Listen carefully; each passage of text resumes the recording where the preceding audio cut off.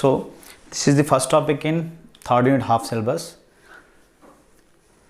Variable impedance type static wire generator. Here in the part 1 I told one point, two words, switched and controlling. Switched means a fixed value will be added, whereas controlling means, I told, for example, if we take a reactor, by varying the firing angle we can control the current flowing through the reactor. Thus the reactance nature or inductive reactance can be varied. That doesn't mean we are varying the inductor value. Keep this point in mind. Fixed value of inductor and fixed value of capacitor will be added. If you keep like that, if you are using a particular firing angle only, then it will be fixed capacitor, fixed or fixed reactor. But by varying the firing angle, we can control the reactance value, not the inductor value directly. Indirectly we are changing, as we are changing the reactance value, indirectly we are changing the impedance. Remember that point, one small correction. So variable impedance type static wire generator. Static means we are using static devices, wire means reactive power. Variable impedance means we are going to vary the impedance of the device, transmission line, with the help of this device. Okay, by varying the impedance, we are varying the impedance of the fax device, thus varying the affecting the reactive power of the transmission line. Okay, observe, this is the circuit diagram. Inductor and two thyristors connected in anti-parallel connection. So these are valves, switch. I told valves. Several thyristors may be connected in series or parallel connection according to the voltage rating and current rating. So observe here what we need to do, what we need to achieve. I told already in the starting part 1, in order to absorb the reactive power, we need to use inductor, and the current waveform should be lagging the voltage waveform, minimum by 90 degrees. Now observe carefully. Whenever the voltage, so this is the voltage of the transmission line, it is constant. This is the transmission line voltage and it is constant. Okay. So this constant voltage, transmission line maintains constant voltage. Now if we don't trigger the thyristor, current will not flow through the inductor and through the fax device. Fine. And if we trigger the thyristor, any thyristor, suppose if we trigger this thyristor, what happens? This will become short circuit. Current flows through the inductor and through the thyristor, and inside current flows because there will be a closed loop.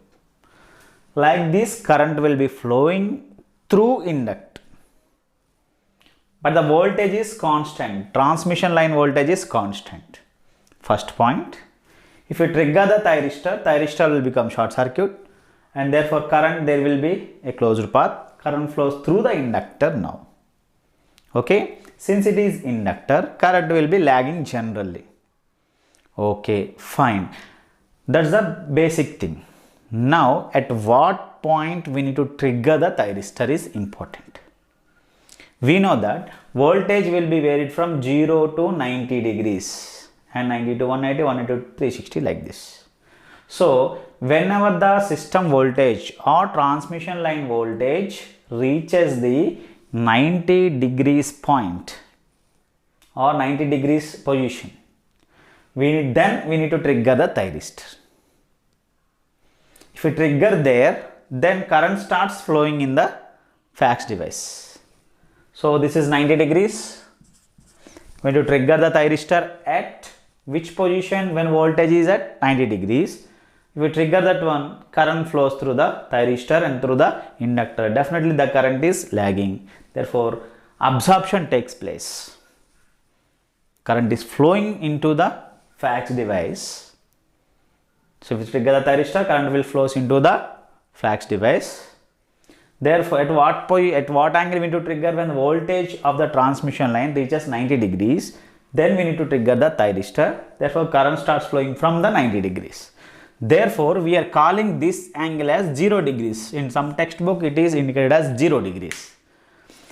Don't think at voltage 0 degree, we are not triggering. We are triggering when the voltage angle is 90 degrees. Therefore, the triggering angle we can consider as 0 degrees. But when compared to the voltage waveform, the triggering angle we need to take it as 90 degrees. Okay, fine. Like this. So, this thyristor, if we trigger this thyristor will conduct positive half cycle. And at the same time, we need to trigger this thyristor so that it can conduct negative half cycle. In this manner, the current will be flowing into the fax device. Reactive power can be absorbed. Reactive power, I told, when if the current is lagging the voltage, then that is reactive power. Inductive, reactive power, or it is absorbing. It's nothing but inductive nature. All things will come into the picture. Now, observe carefully. It is alpha equal to 0. Otherwise, alpha equal to 90. When compared to voltage waveform, this angle we can say it as 90 degrees. Or if as we are starting the triggering here, we can consider it as 0 angle. Why I will explain 0, why we are considering 0. Now, if you consider this one, after some time, if you trigger the thyristor after some time, suppose, not exactly at 90 degrees. If you trigger the thyristor, when the voltage waveform crossed the 90 degrees, means after 90 degrees, if you trigger the thyristor, current waveform will be like this. This is 90 degrees. After 90 degrees, current will start and current will end before 180 degrees. If you trigger the thyristor, when voltage is at 90 degrees, we are going to get full half cycle and full negative half cycle. But when we trigger, when the voltage has crossed 90 degrees, means after 90 degrees, current will start after 90 degrees and before 180 degrees, right? So, area of the curve is less when compared to the previous area of the current waveform.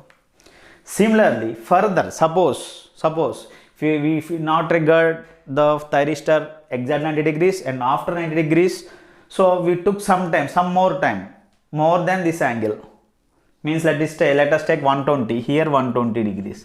Let us take at 150 degrees. If we trigger at 150 degrees, we are going to get very less current waveform. So this is the area of the current waveform we are getting.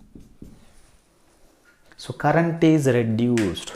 Current is reduced means we know what is reactive power formula. VI sin phi. VI sin phi basically. Here what is the voltage to the fax device? Constant voltage. Transmission line voltage is assumed constant. If current is varied, reactive power is varied. If current flowing through the fax device is decreased, reactive power absorption also decreased. If current through the fax device is increased, current flowing through the transmission line is fax device is increased, reactive power absorption also increased. Means when alpha equal to 0, full waveform is appearing. Therefore, full maximum capacity of inductance, reactive power will be absorbed. The alpha is varied from 0 degrees, means greater than 0 degrees, nothing but greater than 90 degrees. When compared to voltage waveform, current waveform is reduced, current value will reduce, reactive power absorption is reduced. Means what we are doing? We are controlling the current absorbed by the fax device by varying the firing angle, but by using a single inductor. But triggering angle is varied, current value is varied, thus reactive power is varied. Like this we can obtain the thyristor. This is nothing but thyristor controlled reactor. Thyristor controlled, I told, controlled meaning is by varying the firing angle, current flowing through the fax device is varied, thus reactive power absorption is varied. I am not explaining about thyristor switch reactor, I am explaining about thyristor controlled reactor. We are varying the reactance well, nothing reactance well. So I given one formula here, you can observe, let me give another formula here. So voltage, what is reactance equal to? Voltage by current. So current through the inductor, X equal to V by IL. If current is varied, increased or decreased, reactance is increased or decreased. If reactance is increased or decreased, reactance is varied with respect to current. If you vary the current, reactive power absorption also varied. If you vary the current, reactance is varied. If reactance is varied, impedance is varied. So indirectly, if you vary the current, reactive power is varied. If you vary the current, impedance is varied. So indirectly, we are achieving the different reactive power compensations or different reactive power absorptions by varying the impedance of the fax device. That is that one. So I told already in the first part, if you observe a non-sinusoidal waveform like this, it consists of harmonics. It consists of harmonics. I told already. So this is the waveform we are getting from the fax device, but we don't want this waveform. We want a sinusoidal waveform. But so means it includes fundamental signal, sinusoidal signal, and it includes some harmonic signals. So this signal is the actual output of the fax device. We require some extra filters to filter out the harmonics to obtain the fundamental signal. So the formula for the current here, the formula for current for different harmonic values is this one: V by omega L 4 by pi sin alpha cos n alpha minus n cos alpha sin n alpha divided by n into n square minus 1, where n formula is 2k plus 1. K value we need to take 1, 2, 3 like this. So you can take a screenshot, and the reactive power formula is Vi sin phi.